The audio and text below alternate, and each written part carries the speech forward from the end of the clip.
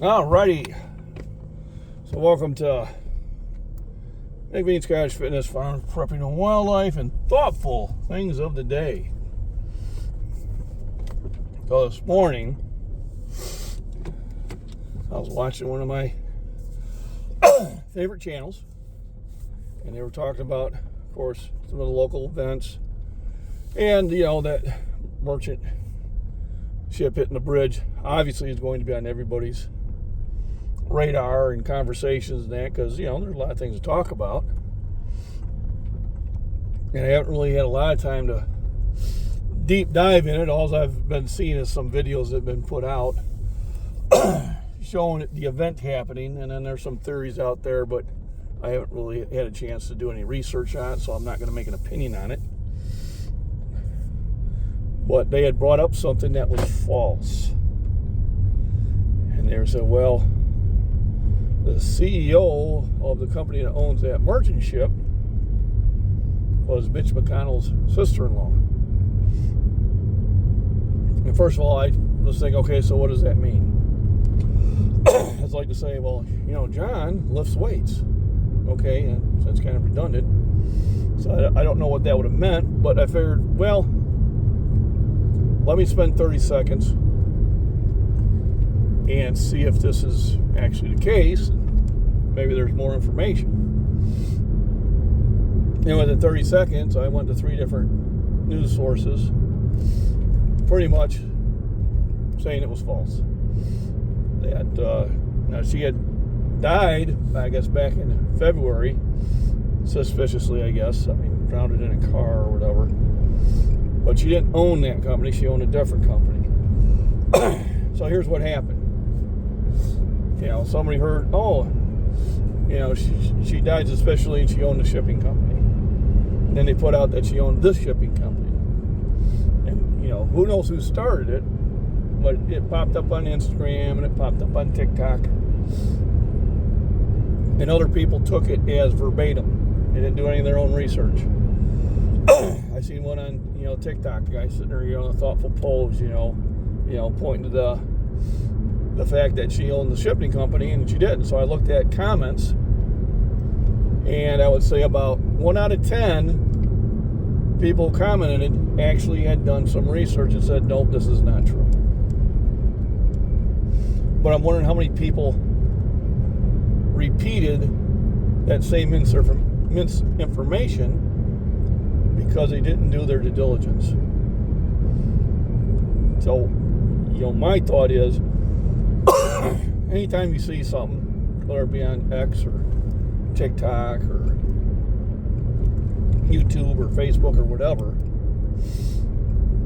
it's probably worthwhile to spend 30 seconds to a minute on Google and pull up the information on it and see, all right, is this valid? Because I found that most of the stuff is mostly false. Remember, your best lies start with a truth statement, and then they take it somewhere else. So here is a rather larger creator who did not do his due diligence, and I still watch him, I still enjoy it, but now you have to sit there and go, okay, well, now you got to be suspicious of what his research is. I know other ones that do a lot of research before they put anything out, and they invite you to double check themselves. And I find that their information is mostly true. So my, advice to anybody, whether you're a creator, whether you're an influencer, whether you're just somebody walking down the street,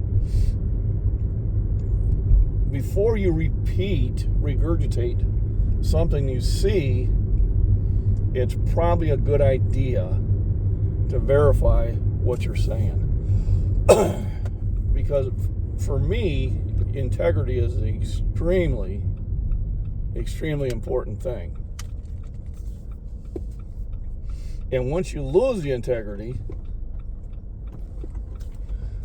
it's hard to get back. So once I catch somebody in a lie, then everything else they tell me is a suspect. Now, if it's because they just regurgitated something and didn't check it, that's one level. But if I think they outright lied to me, that's another level. If they outright lied to me, and then I just consider anything else they say to me as a lie. So your integrity is extremely important. And we'll go more on that after I put some fuel in the car. And I'm back. So I guess the moral of the story is there's a lot of misinformation out there. Some of it by design. Some of it just because people are just regurgitating what they've seen from somebody else. And I think it behooves you to double check the information before you pass it out. I think I told the story before, but I had a person on Facebook who's into fitness and kind of judgmental, but not too bad. But he says, he made a statement, says, well, you don't need to eat protein in the morning because the liver produces all the protein you need. Okay, so it was based on a fact. Liver does produce the proteins for you. But let's ask, how does the liver do that? Well, they do that by combining amino acids to produce the protein that you need. Where do the amino acids come from? From eating protein. So he looked at a fact, and he didn't go down far enough, and he made a statement based off a fact, but the conclusion was wrong. The fact was the liver does produce your proteins, but also you need to eat the proteins for it to break it down to the aminos and to recreate the proteins and what your body needs. So there was somebody who seen a fact, drew a conclusion, and put it out there. And the fact that he made, and this is not up to debate, well, I'm sorry, Cupcake. Everything's up for debate. And when other people say follow the science, science is always changing. All right? I have a science degree. What we knew to be true in the 80s, some of that is no longer known to be true. All right? Some of it we have some better understanding of. So when people sit there and try to use that argument, don't let them. Also, when people say, well, what degree do you have? All right, that's argument from authority, and it doesn't work because we all who can read can do our own research. And we can sit there and come up with our own conclusions. I know that, Congress and the Senate are really good about that, trying to challenge people that have an adverse opinion. And the first thing they need to do is, well, what is your background? What is your degree? Well, my degree is I'm not dumb. My degree is I'm not gullible. My degree is I research things that I find that probably are false. My degree is I research things that I think maybe are true, but I want to verify it before I repeat it. God has given me common sense and free will. I don't have to curtail to your way. And everybody should practice that, even with what I'm saying. I tell people, listen, I've done some research, but it's always good to do your own. Number one, it'll validate what I said, and it'll probably motivate you even more. Now, the type of things I don't like is when influencers in the fitness industry sit there and try to push something. Stop doing this exercise, do this instead. Where it should be presented, well, you may do it this way, but this is how I do it, and here's the reasons I do it. That's the better way of doing it. I've had some wells, stop eating protein, right after your workout. You don't need to do it until 4 hours afterwards. Well, I'm going to disagree with you. I'm not going to say you're wrong. I'm just going to say I disagree with you. I know within 20 minutes of my workout, my body is screaming for protein. It is making my brain tell me, you need to eat. My body knows what I need. And about 2 hours after that, it's asking for protein again. Because the protein just doesn't go to your stomach and boom, it's in your bloodstream immediately. It takes time to digest. So in my opinion, I think you should consume at least 30 grams of protein within a half hour of your workout's completion. And I think you should do another 30 grams about an hour to 2 hours afterwards. That is what's worked for me. All right, that is my personal experiences. Other people might have other experiences, and I'm not saying they're right, wrong, or indifferent. I'm just saying this is what has worked for me, and I've been doing it a long time. And I have done research, and my research has told me that you need to get the protein in your system as soon as you can after your workout. And if you're doing extreme workouts, I used to do 3 hours a day, 6 days a week. I would eat 6 to 7 meals a day, and I would drink a casein protein shake before I went to bed because it was slow dissolving. I probably was overdoing it, but I got results. All right, it worked for me. Does everybody have to do that? No, but you do need to get the protein in. You need to get the rest. You need to have the proper nutrition and the proper exercises. And when I say proper exercises that work for you. I mean, anything you lift, push, pull, or stretch is an exercise.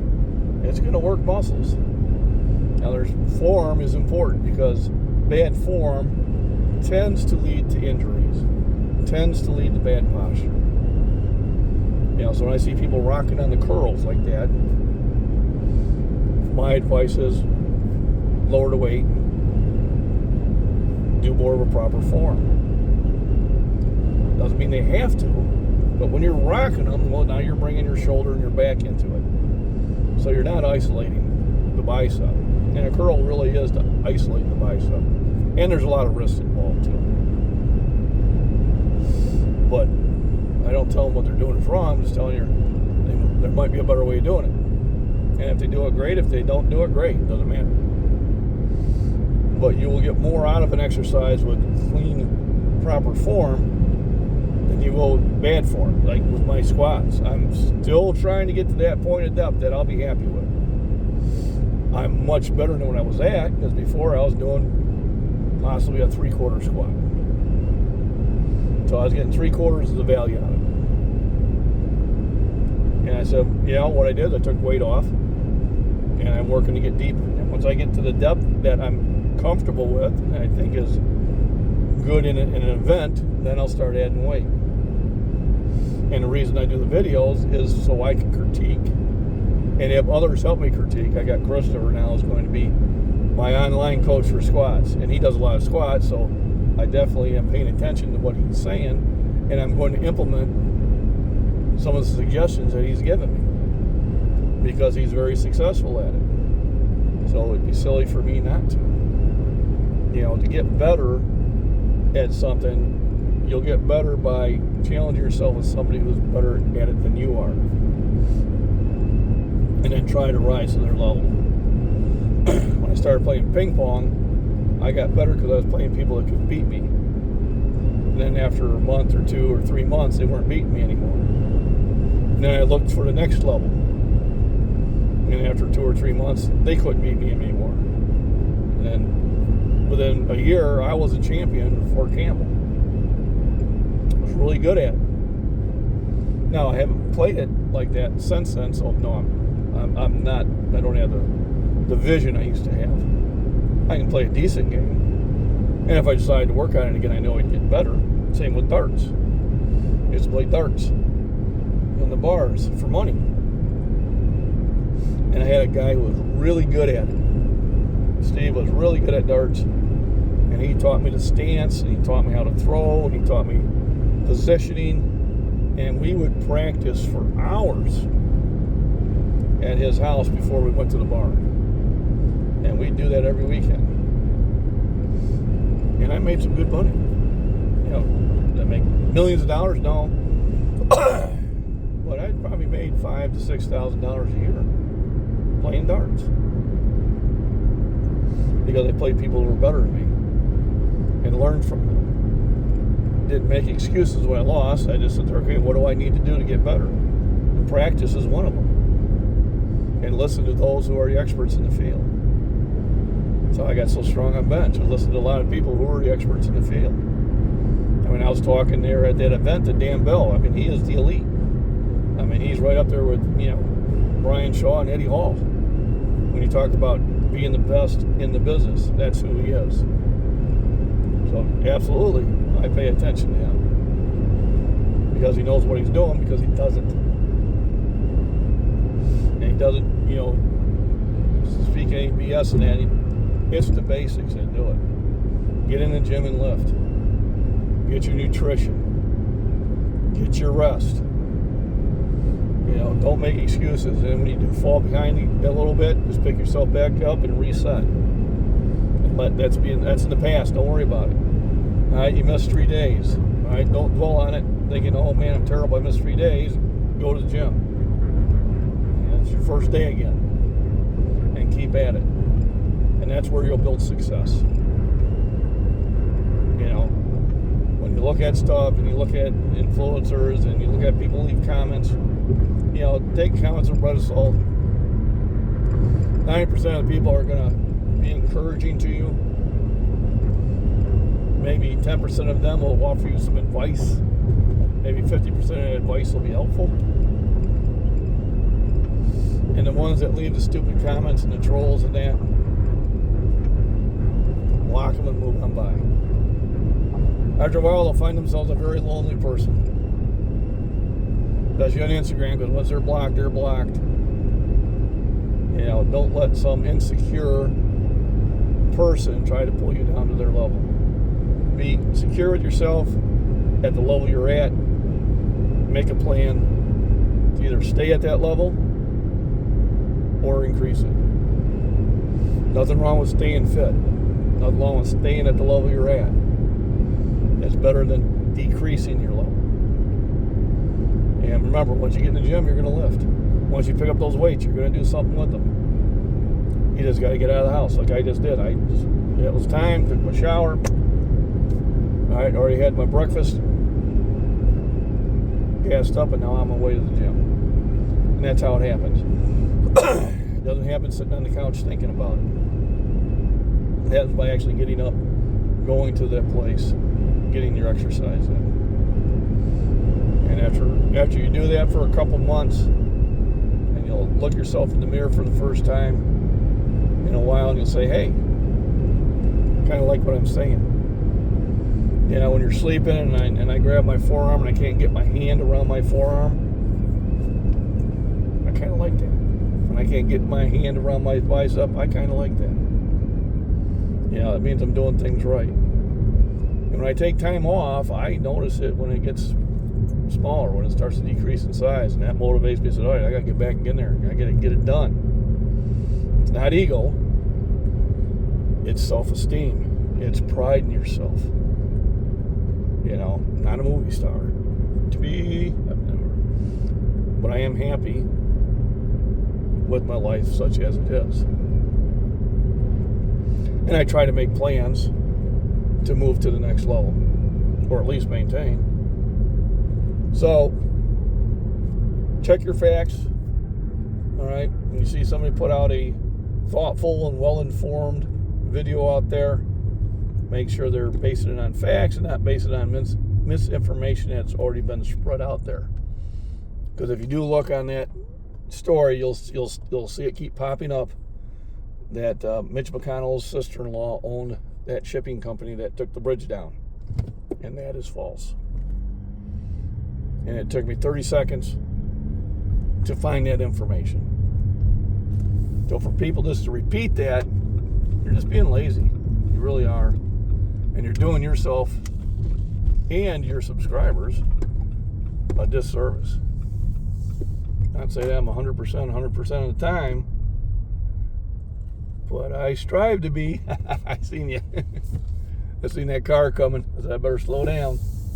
And use the same thing. Because I see that car coming, I better slow down. Now I'll go in here and do some lifting. Not sure what I'm going to do yet. I think I'm going to start with deadlifts. Let's start with deadlifts. So, everybody, have a wonderful weekend. Okay, rest, nutrition, proper exercise, walk in the sun, have fun, walk in your parks, listen to live music, all that good stuff. McBean Scottish Fitness, signing out.